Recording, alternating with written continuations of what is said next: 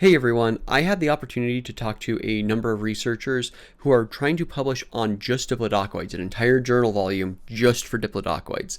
And that'll really help to update our kind of understanding of this entire group, because there's been a lot of new discoveries in the last 10, 15, 20 years that really need to be all integrated together, and that's kind of what this volume is going to do, is start integrating a lot of those discoveries. With that said, I talked with Dr. Carrie Woodruff, the curator of vertebrate paleontology at the Philip and Patricia Frost Museum of Science in Miami, who studies a lot of Morrison Formation sauropods, including the diplodoccoids. I also spoke with Tom Vanderlinden, a friend of mine who is a research associate at the Utrecht Museum in the Netherlands, and if I am saying that incorrectly, he will let me know. He's also starting a PhD, so congratulations to him. Another friend of mine, Colin Boisvert, is a PhD student at the Oklahoma State University Center of Health Sciences, and he's actually working on theropods there, but he has previously done his master's on Apatosaurus, actually, so one of these diplodoccids that this whole volume's about.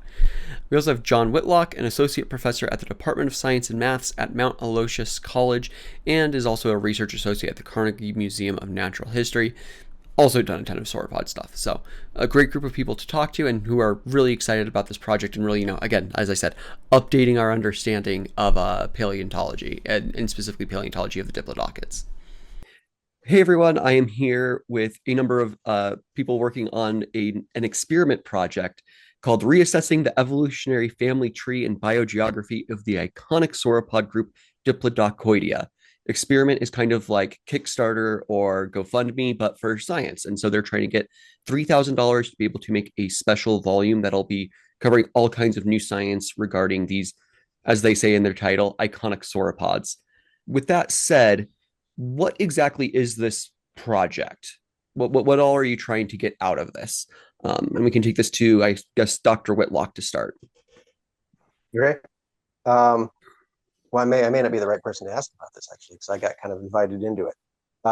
But from my understanding of kind of the idea was to try to bring folks that are kind of disparate in terms of not only where we are, but in terms of career, in terms of maybe some opinions on certain things that are slightly controversial within the group, and kind of just have a consensus.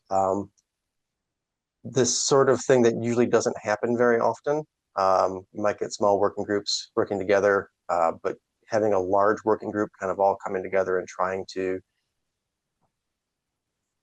put together the best singular kind of package of current science on something is kind of a unique opportunity. And so I was pretty excited when I heard about it. I was very glad to join in on it.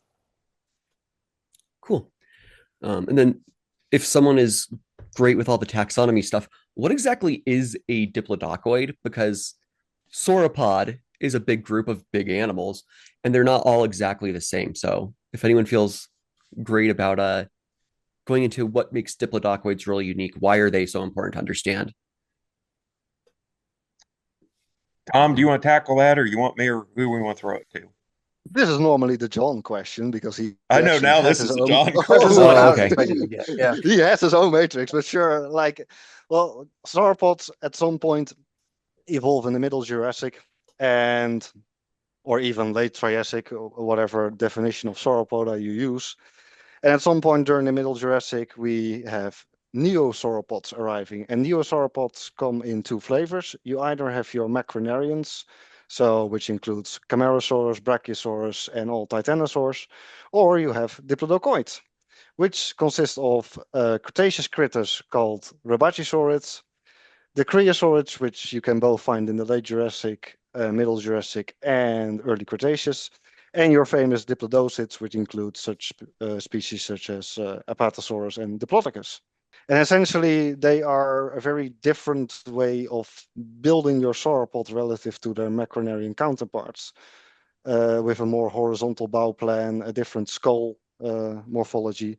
And as such, they fulfilled a different role to what macronarians did throughout their evolution. And so why study this group then? Why is this so special to get an entire volume on then? I can jump and take that one. So a lot of this really is the historical, I would say the historical significance of the group. So, especially when we look at like the history of American paleo, and especially Western paleo, like Morrison, Colorado, right? Like that's the not the first dinosaur fossils in the Western US, but like that's sort of the first real, big gold rush to a locality, to a formation, specifically. And so you had, yes, a lot of the famed Morrison dinosaurs like Allosaurus and Stegosaurus, but you also had like the Whoop, oh, Oh, nope, he just dropped. Crazy. Okay. oh boy. Well, Well, hopefully he'll be back. yeah, hopefully. With that said, Colin, do you want to take on that question now then and talk about the history of diplodoccoids, why they're important for us to understand? Yeah. I'm a little newer on the scene, but I think diplodoccoids are really important, especially because we, as some would describe it, we see a heyday of diplodoccoids in the late Jurassic, especially when you look at the Morrison Formation in North America, this unit of rock that was laid down between roughly 156, 157 million years ago to 148 or 147 million years ago. We're still working on the exact timing, but we see this great diversity of animals. I mean, Tom in this call named a new one, Ardetosaurus viator. We have the classic Apatosaurus, which has multiple species, and now a Brontosaurus as well, right? And so altogether, it's either 5 species of Apatosaurus or 2 species of Apatosaurus and 3 species of Brontosaurus. We have Diplodocus, of course. We also have animals like Supersaurus, which are incredibly large.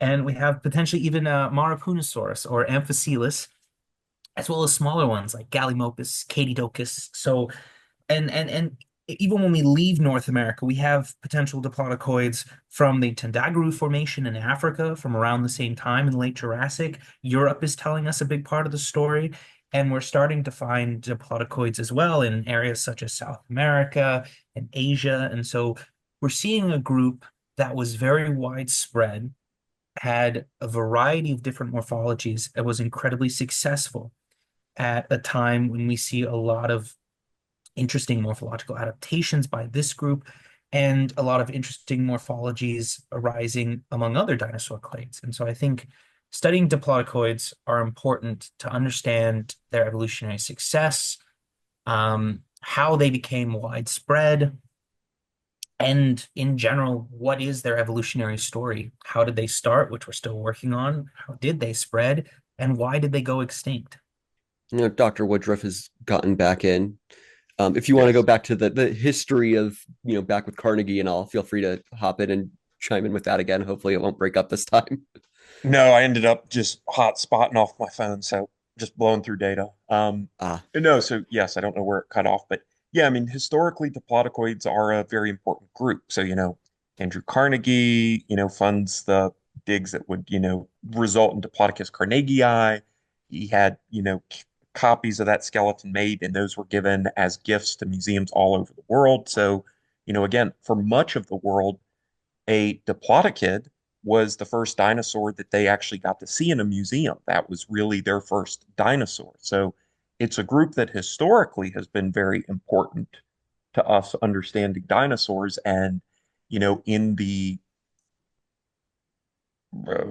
century plus, at least since Diplodocus, well over that, we've not only learned new things, we've made significantly more discoveries. And you know, I think John and I being the geezers in this group can sort of attest, like when I was an undergrad and John was a grad student, there weren't terribly many people prior to us that were working on sauropods or diplodoccoids. And now there's this, this renaissance, this bonanza. So it's like, new knowledge, new discovery, and a lot more people working on it.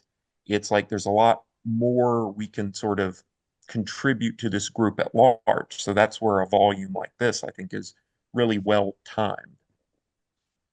so with that introduction to the project, I guess the other thing to do then is why are you choosing experiment.com for this project? What brought you to that platform? And I know I was talking with Colin a little bit about that earlier. So if you want to start off that discussion, Colin. Yeah, of course, happy to. My friend Ethan Calgill has actually worked with experiment.com several times now when funding dig operations and trying to get money to go out to the almond formation. And he's been finding some amazing things. So I knew that experiment.com was on my radar as a crowdfunding website for scientific projects and experiments. And then when I did some looking into past paleontological projects with Tom, we saw that Dean Lomax had done a project, I think when they were publishing on Hesperornithoides, as I remember, the name is from the Wyoming Dinosaur Center, that they did something pretty similar where part of the funds they asked for, as I saw, was also for the APC, or article processing charge. So when you publish a paper real quick, a lot of times you have to pay the journal. They don't pay you. And so because we're publishing this special volume, the journal we're working with, which normally doesn't have an APC, is charging a special volume APC to handle costs regarding working on this special volume. And therefore, with that in mind, that's where, in terms of, all right, how are we going to raise the money, the $3,000 to pay for this APC?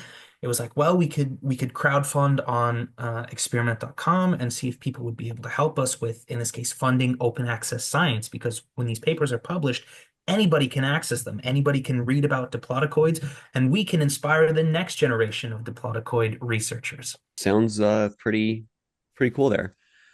With that said, you are also at 2,000 out of your $3,000 goal, if I had not said that earlier. So you are doing pretty well. This has only started a few days ago, correct? I believe about 5 days now, yes.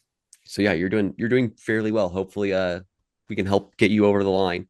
Um, I've heard rumors of, if you get there, stretch goals. Do you have any specifically in mind stretch goals, or is that something that you guys are planning to discuss down the line if once you reach that? Well, regarding the money, the entire idea is indeed to pay the APCs, and all the subsequent money will go to paleo artists to make beautiful art for all of our papers, such that there's also a sort of visual promotion of the papers. And in general, paleo artists don't get a lot of money, are not always asked to do papers. So that will be a great opportunity for our scientists to also work with that branch within our paleontological spheres, essentially. And you talk about all of your papers. Presumably, there's a good number coming in. Can you guys, without any major spoilers on your works, at least give some hints as to what you're doing? Colin, I know I'm actually on your paper, so I know you're talking about biogeography. Do you want to discuss a little bit what that entails? Sure, I'm happy to. We're doing a sauropod biogeography paper, and in terms of what phylogenetic matrix we're using as the basis for doing this, we actually took Shop et al.'s 2015 matrix, and so we're running, in this case, a specimen level biogeographic analysis, looking at, questions such as, all right, we know there are a lot of newer diplodoccoid sauropods coming out of the more northern Morrison, like Montana and northern Wyoming. So is this maybe a special region or a special ancestral point where we're seeing a lot of origination happening for these animals? Or what is the story within the Morrison Formation? Are different clades and different taxa maybe latitudinally separated and or possibly stratigraphically separated as much as we are able to use the stratigraphy? And so with that, our paper is in review. We're working on the revisions right now, and I'm excited to get this study published on sauropod biogeography using the Shop et al. 2015 matrix. And real quick, can you just explain what a specimen level analysis is and how it differs from other similar studies?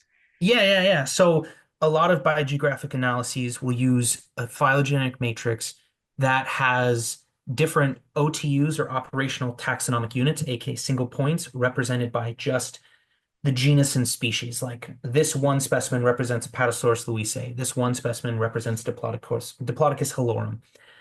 With Shop et al.'s specimen level analysis, what it is it has a bunch of singular specimens. So BYU 18531, CM 3018.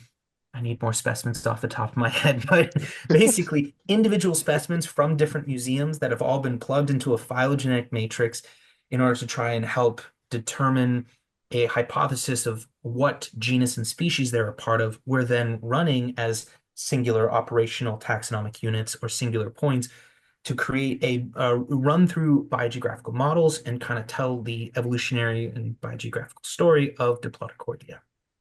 Thank you. Next on my screen is Dr. Whitlock. If you want to chime in with no major spoilers for your work, what you're talking Um, about. I'm actually on a couple of different papers in there.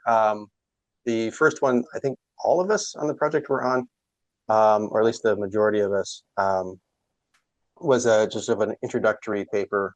So for folks that are paleontologists, but maybe not specialists in the group, just kind of an overview of the current historical science, a little bit about basic anatomy, stuff like that. And that forms kind of, it was the first paper, intended to be the first paper, wasn't the first paper published, ironically enough. But it was the first paper for the volume. I have in press right now a new Dicriosaurid from the Morrison. My shirt's a bit of a spoiler alert for what the name of that one is. So if you know the band, you might know where I'm going with that one. And that should be out. We're doing the galleys right now, so that should be out relatively soon. And then there's a much larger project, again, involving, I think, most of us, trying to, so in diplodoccoid systematics, there's a lot of agreement between major players in the field, if I'm permitted to stroke my ego here a little bit myself, but also Manuel as well. And we have a lot of agreement, but there are also a couple of places where we disagree fundamentally on where certain things go. And so we are kind of combining forces, I guess, to try to come to a consensus in terms of what all of the data we can bring to bear on that question is going to tell us. So going through, all of our matrices, looking at all the character states that we put in there, taxonomic scope, all of that stuff. That one is still very early in its infancy, but that is one I'm really excited about coming out. Cool. Real quick, can you kind of describe what a Dicraeosaur is so we can put up images and all that for the audience? So in the early 20th century, during the end of the colonial period, in Africa, a German paleontologist, Werner Jenensch, and his team were working in Tendaguru, and they found a number of sauropod dinosaurs, a number of other dinosaurs there as well, but a number of really, really nice skeletons of an animal that he named Dicriosaurus. And for a long time, that was the only one. And then in South America, we started to see some more showing up, things like Amargasaurus, things like Brachytrachelopan, a number of other ones. So they're a relatively worldwide distributed group of sauropods that have, ironically enough for the group, relatively small stature and relatively short necks.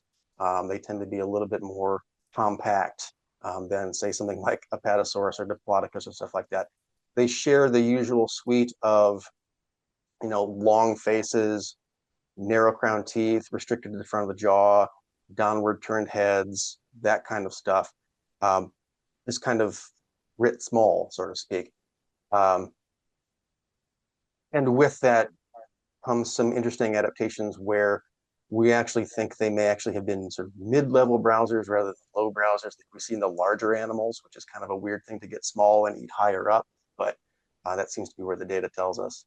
And in a lot of the South American ones, for example, we have these really elaborate, super long cervical neural spines, stuff like Amargasaurus, or something that I've been really fortunate to work with on my former PhD student, JP Cardera's Bajadasaurus, which has not only really long neural spines, but also forward purled neural spines over the back of the head.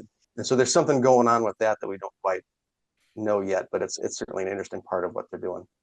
Tom, do you want to chime in now on what your work on this is?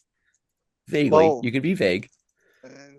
Well, I don't have to be vague because most of my work within the volume is actually published. Oh, right. I'm the only one that has published in the volume already, which includes, as John said, the introductory paper, which I led and co-wrote, as well as a description of a new sort of slightly weird diplodocene from northern Wyoming, named Ardetosaurus viator. And I'm together with John, Emmanuel, and Paul Upchurch, Professor Paul Upchurch from University of London, co-leading the big phylogeny specimen level paper that will be essentially the end of the volume.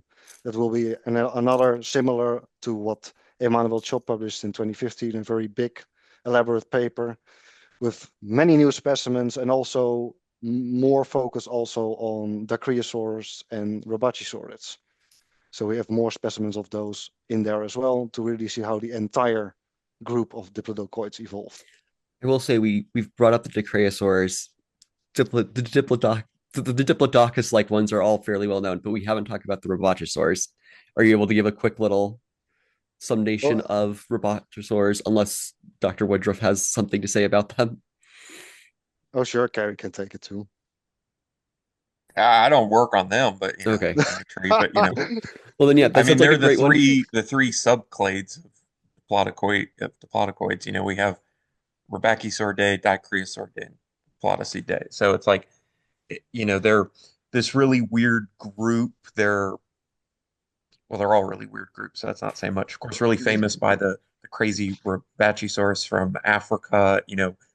They have they're not big animals like in a sense like dicryosaurs, but can have these really crazy tall neural arches and neural spines. So it's, again, just I think sort of shows the diversity. I mean, literally shows the diversity and disparity of this whole, amazing group that you can go from this. They're not actually dwarfs, but compared body size, you can go from something relatively small by, comparative standards to something like Rebbachisaurus to all the way to something like, big Diplodocus. So if you got something else, Tom, throw her in. Yeah, there seems to be sort of two groups within Rebbachisauridae, whereby you have animals that look a little bit, I guess, more like what you would expect for a diplodoccoid. So they have sort of a slightly more elongated skull, like what you would see in Apatosaurus and Diplodocus. But then again, as Carrie mentioned, we have these weird African critters called Nigersaurus and related taxa, which essentially have a mouth part that is broad on the front like a land mower. So it looks very weird, and has many teeth, and it's certainly one of the weirdest sauropods out there in terms of its skull morphology. Wait, did you call it a land mower? Yeah. So that implies that y'all have a sea mower. Well, maybe it did that as well. I'm just saying. Okay, American versus differences. Lawn mower, lawn mower. Lawnmower, mowers. I Yeah. would say too, also that these are probably the least well understood members of the group.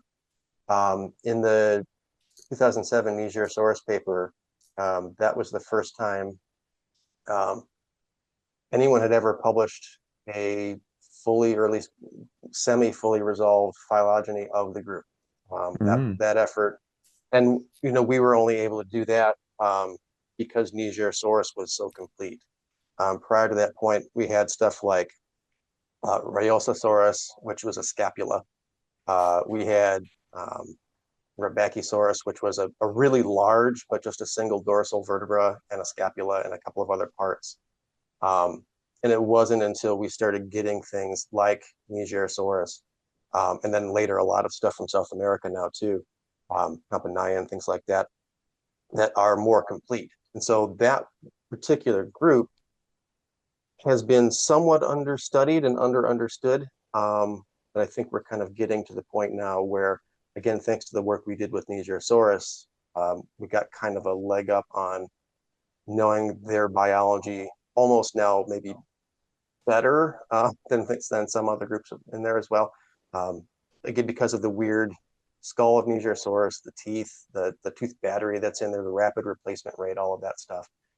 So even though they're kind of a late player to the game, we know a lot more about them today than we did even a decade. And then I guess Dr. Woodruff, without any major spoilers, what's your research for the volume on? Like so everyone else here, I did worked on the intro, not intro paper, or Tom's was maybe the preface paper, and then we did the intro paper. Um, But then I also have a new diplodocene from Montana. Ooh, cool. Is that Morrison formation as well? Oh yeah. Okay, so more Morrison formation sauropods. Love to see it. There's It's so also many kind of of those. funny at the same time as this volume, like I don't know if it's been sort of broadcast at large. There's also coming out soon like a massive Morrison volume as well that they're like, I think they're Yeah. Colin, there's some new taxa in that as well, right? Or something. It's like, I don't know, it's just gonna be it might be too much sauropod all at once. So, Nonsense. Flood the market. Give people all the information. Yeah. It's great to see so much sauropod stuff happening. They're so huge, they're so interesting, and yet we're still finding out so much more about them. And this volume seemingly is going to do a lot to help that. And I think finally, with my last question, then, um, your experience with experiment has seemingly been pretty good. Do you expect this to kind of be a platform for other paleo research in the future and to be kind of a growing in popularity as a tool for paleontologists? I I will say on this, like and I did say this before we started recording it, but I want to make sure like it's recorded in posterity for all time. I have been pleasantly surprised how well the experiment.com has been. It was funny, and the people at Experiment, tons of experience helping us out. Because I was the one, because being the American, having to set, well, John's American too, but setting it up, and because there's a bank account tied in. You basically sort of get an experiment.com like coach, who helps you review it and everything. And they were basically like, oh, you're never going to get an APC, covered. People don't want to give to that. People don't want to give to that. People don't want to give to that. So I have been surprised by that. I will say, I think it's really, I mean, it's amazing the help and support we've gotten thus far. And I think it really is, another part of like citizen science. The fact that, yes, having this open access so anyone with an internet connection anywhere in the world can, read this work. And literally, all of you who are listening who have donated so far, you are helping making this science possible. So I think that's great. I will just say, especially being, one of the, well, Tom's actually the only non-American sitting in the crowd, but it is a darn shame in this day and age that, the American government and institutions won't do more to help us with great scientific research. But it is amazing that so many people are coming out of the woodwork to help support science when scientific institutions can't. So I hope that we will always have this mindset where people themselves are really interested and want to help out and be involved in science whenever they can. I just hope that this doesn't become a crutch that for us to do paleo research and to fund it, that this is our only route that we have to follow. I think that's very well said. Yeah. Yeah. When you're talking about funding issues, my grad school specifically fell through because of funding issues. So I can Oh, sympathize with a lot of what you were saying. our entire field season, our entire conference season, my entire research season, that has all completely gotten canceled until further notice. Well, I mean, at least for getting things published, we do have some options. But yeah, it Yes. hopefully things will change here in the near future, although we'll see how that goes. Yep. Anyone else have anything to add for using experiment? Yeah, I'm very happy that I'm pleasantly surprised how well it's going in the 5 days we're in. And given it's going so well, I really hope we can exceed the number that we're asking for by a reasonable amount so that we can indeed pay paleo You can artists get some for of that art papers. going. Yeah. Yeah, Yeah. I mean, that I love new paleo art. So I agree. I yeah, hope you guys get that. that would be great. So yeah. We've had a couple of really large donors, but we've also had the majority of this has been funded from folks that have just chipped in, what they can. It doesn't have to be, big Mhm. dollar stuff. And I think that's again kind of getting at what Carrie was saying earlier, where there seems to be this interest in trying to fund this stuff. There's a lot of folks that are, whatever situation they're in, want to fund this and are putting stuff in there. And the number of people that have donated has been a very pleasant surprise. And that even more so than the amount that we've gotten at this point. Just the sheer number of people who are interested in it and want to help with it. Yeah, I think I would echo everyone else's sentiments. I would like to personally add a thank you to everyone who has donated. It's been an incredibly big help, and we're very grateful for that. I think it is really cool seeing, our project hopefully reach completion, especially because with experimental.com it's an all or none. So we either get the 3,000, or if we don't reach 3,000, we don't get any of the money. But it is interesting, I will say, looking through some of the other projects that have been funded on the website, seeing the different kinds of research that scientists have put projects on experiment.com for in the past. And I'm sure we'll continue to see a variety of projects in the future. But I think also, like Carrie said, I think it's good. And we want to make sure that, websites like experiment.com don't become a crutch for scientific research, but rather, right, are uh, a holistic benefit. But but yeah, I've been very excited. I've been trying my best to spread the word and tell everyone I know. And so it's been really cool getting to share with people like, so I'm on a paper. If you guys could help out, anything helps, much appreciated. Because even sharing the campaign, if you can't donate, helps us get more, in this case, visual access to a broader base of people who may be able to help us. And anything helps, $5, $10, or just sharing the campaign. So thank you once again for all your help. All right. I think that's gonna be it. It sounds like a really interesting project. I know the paper that I'm on, I'm excited to have published, but it sounds like you guys all have exciting stuff that is in the works or is already published as well in the case of Tom. So really excited to see this get its last 33% funded. With that said, everyone, be safe, take care, don't go extinct.